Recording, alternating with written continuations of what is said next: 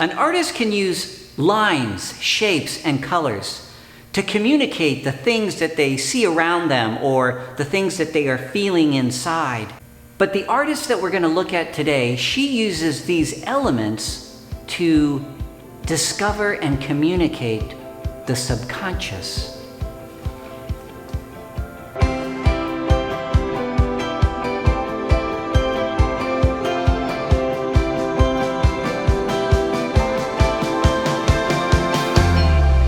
Our artist today is, well, she's quite a prolific drawer. She draws using various kinds of materials, and she uses these to communicate her subconscious. Her work is very exciting, very intricate, very detailed. I think you're going to find it quite interesting. Let me introduce you to her right now. Hi, my name is Hannah. I was born in Van Buren, and I mostly grew up in Connecticut, but now I live in Van Buren again, and I'm actually about to move to Fayetteville. I have been making art since I was really small, probably as long as I can remember. I started out with markers and crayons and finger paint and that kind of stuff.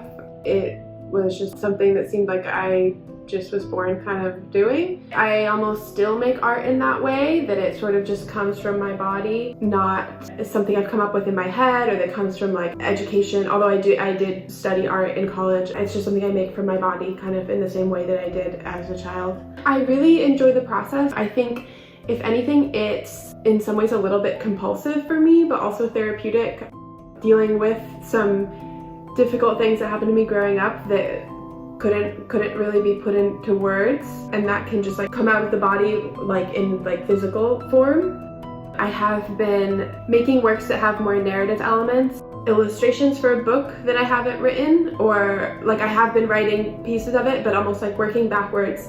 The works in this show, these are just like small drawings on paper. It's like a very physical process, and I don't really plan. As far as the imagery, where that comes from is really just drawing people in my surroundings, and then I think that those images, they take on symbolic meaning, like it's like translating something out of my subconscious. The way I think about my work is informed by a lot of my experiences of processing trauma and kind of like new research on trauma and trauma therapies and how this is stored in the brain and the body, and then how it can come out in images. And so my art has been a way for me to process. It's my first solo exhibition. There's something about the show as a reflection of like my own subconscious processing.